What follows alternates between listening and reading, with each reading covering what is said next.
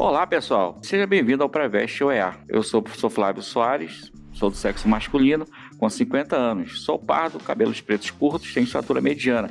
Estou trajando uma calça azul escura e com uma camisa gola polo vermelha. O ambiente da aula é um estúdio de televisão e usarei uma tela interativa para as anotações. Bem, pessoal, como vocês sabem, nós estamos na época de revisão para o vestibular que está chegando. E aí, claro, nós temos que, nesse período, focar naquelas matérias que mais aparecem no vestibular. E uma delas é essa, calorimetria. Calorimetria é um assunto que sempre vai estar nos vestibulares. E o que nós queremos com essa aula? Identificar e determinar como as teorias são associadas, claro, à absorção e emissão do calor no seu dia a dia. É importante que você lembre as equações, é importante que você lembre a teoria, para que você consiga chegar na prova e fazer, claro, as questões de um modo satisfatório e você consiga marcar a resposta certa, que é o de nosso interesse, certo?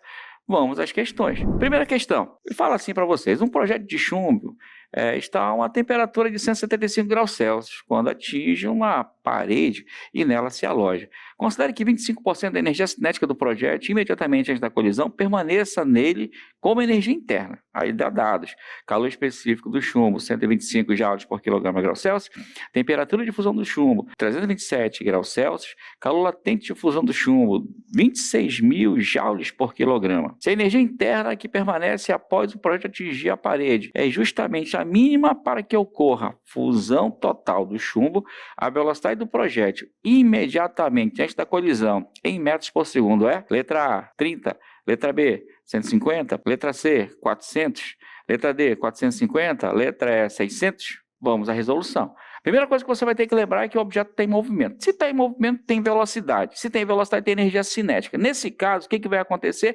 A bala atinge a parede e, claro, incrusta nela. Nessa colisão, gera calor. E aí é que está a questão. O que esse calor faz?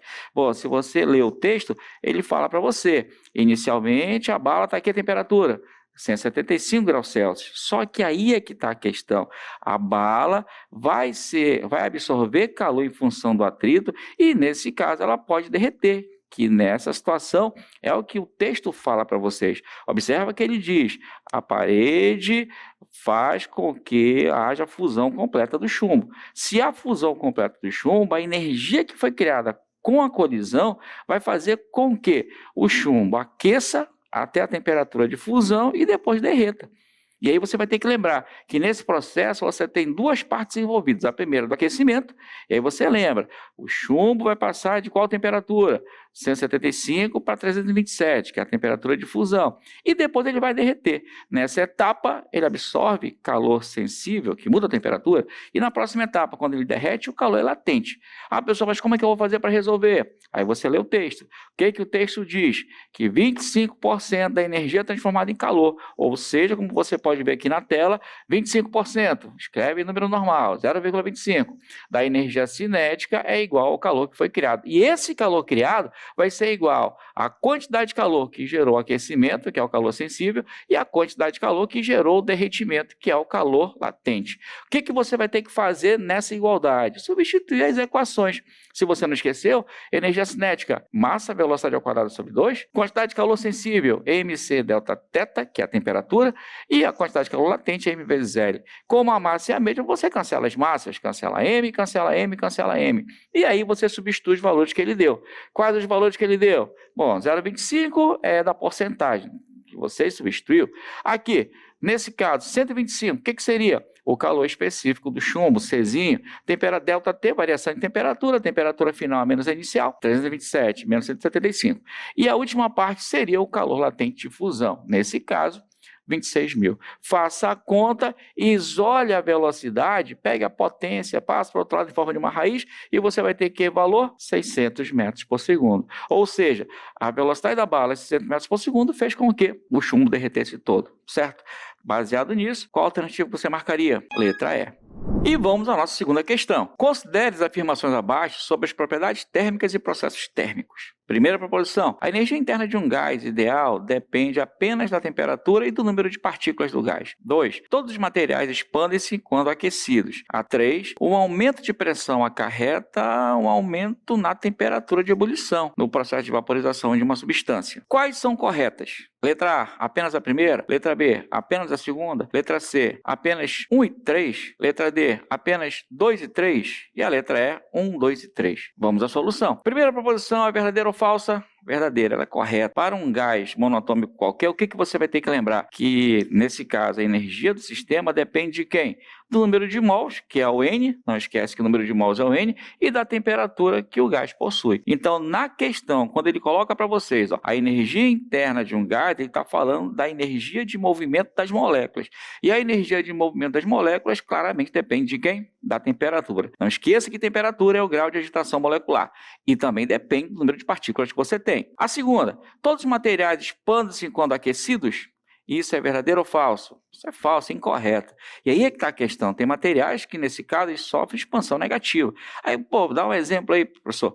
Você pega, por exemplo, vamos pegar um exemplo bem prático, que seria o da água, né?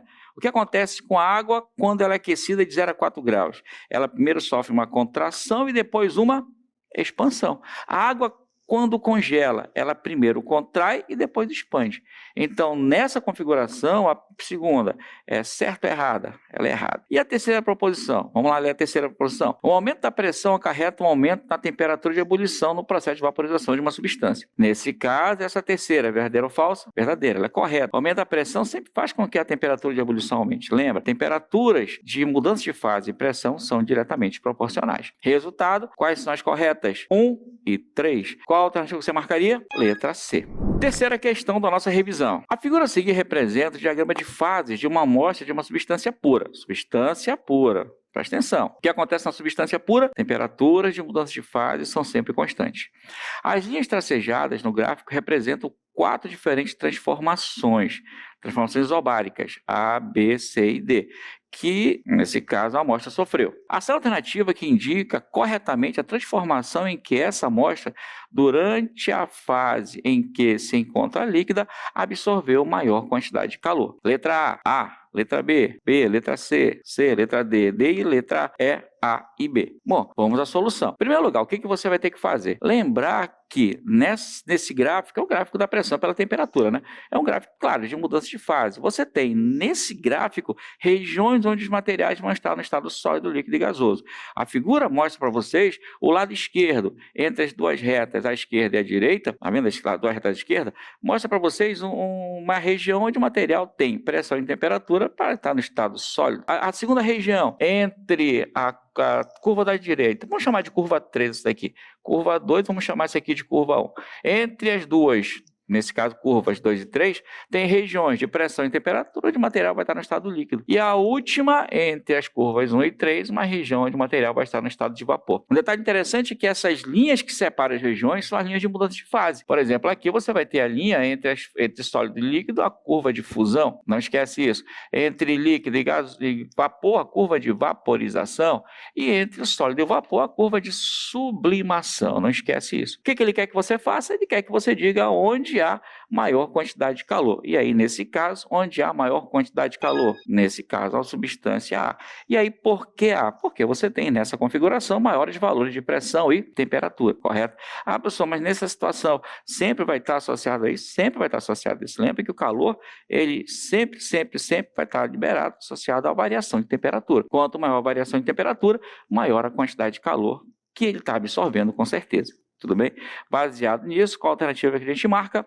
Letra A. Vamos à quarta questão da nossa revisão, então, meu aluno e minha aluna. Uma substância pura pode se apresentar nos 3 estados de agregação, sólido, líquido e gasoso. Com relação às mudanças de fase, a pressão constante de uma determinada substância pura, podemos afirmar que, letra A, o calor latente de fusão é trocado quando a substância tem a sua temperatura diminuída durante a transformação de líquido para sólido. Letra B, o calor latente de vaporização é trocado quando a substância tem sua temperatura aumentada durante a transformação de vapor para o líquido. A letra C, o calor específico da substância no estado líquido e o calor específico da substância no estado de vapor são iguais. A letra D, a capacidade térmica da substância no estado sólido e a capacidade térmica da substância no estado líquido são iguais.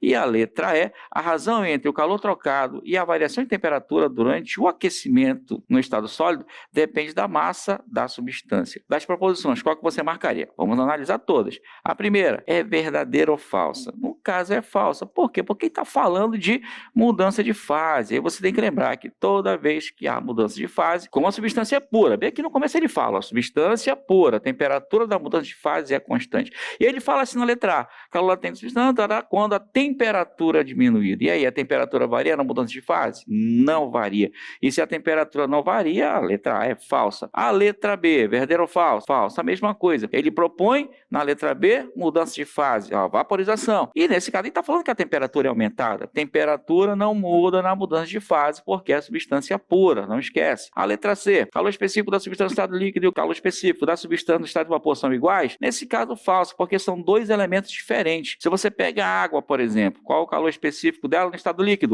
1. E no estado gasoso? 0,5. Nesse caso, etapas diferentes com calores específicos diferentes. A letra D, a capacidade térmica da substância no estado sólido e a capacidade térmica no estado líquido são iguais? Da mesma forma que o calor específico não é, a capacidade térmica também não é. Depende também da mudança da fase da matéria que o material se encontra. E a letra E, nesse caso, é verdadeira. Por que é verdadeira? Observa que na questão ele está falando da razão, divisão entre calor e variação de temperatura. Você pega a equação do calor, mc delta θ, e aí você isola calor e temperatura de um lado. Quando isolar, o que vai ficar do lado direito? Massa vezes calor específico. E aí é que está a questão. Se isso é verdade, diga para mim. A letra E é verdadeira ou falsa? É verdadeira, porque a razão entre calor e temperatura depende, sim, da massa. Qual a resposta certa para a questão? Letra E. E vamos à nossa quinta questão. Observe a figura. A figura acima parte da curva de aquecimento de uma massa m de água expressa em graus Celsius em função do tempo. No eixo do tempo corresponde ao último instante em que toda a massa m estava no estado sólido a uma temperatura de 7,5 graus. Considerando que a massa m recebe calor exclusivamente a partir de uma fonte térmica a uma taxa constante igual a 7.500 calorias por minuto e desprezando perda de calor, nesse caso para o ambiente ou para o recipiente que o contém, é correto afirmar que o instante TE é igual a dados, primeiros dados, TR 10 segundos, ele já deu para vocês uma temperatura, calor específico da água 1, calor latente de fusão do gelo 80. Letra A, 6 minutos e 10 segundos, letra B, 6 minutos, letra C, 4 minutos, letra D, 3 minutos e 20 segundos, letra E, 2 minutos. Vamos à resolução. No caso, o que você precisa para descobrir esse tempo? Claro, lembrar primeiro que você não tem a massa d'água. Então, o que você faz? Usa a etapa de aquecimento, nesse caso, mudança de fase, para calcular a massa. Vai lá, pega a quantidade de calor por minuto, 7.500, substitui, que é o que ele deu para você, já deu tempo lá para vocês, e aí você vai ter a massa do material. Qual é a massa da água? 250 gramas. De posse da massa, você pode pegar a equação da potência que ele deu, P, potência, não esquece, é o calor dividido pelo tempo, e substituir para poder calcular o tempo que ele está precisando. Lembra que ele quer aquele tempo final, e aquele tempo final é a diferença entre o tempo total menos o que já passou, que foi 170. Substituindo os valores, qual a massa da água que você calculou? 250. Calor específico 1, variação de temperatura, olha no gráfico, 100. E a potência 7.500, qual é o tempo que você tem? 370 segundos. Isso em minutos e segundos, 6 minutos e 10 segundos. Baseado nisso, qual a alternativa?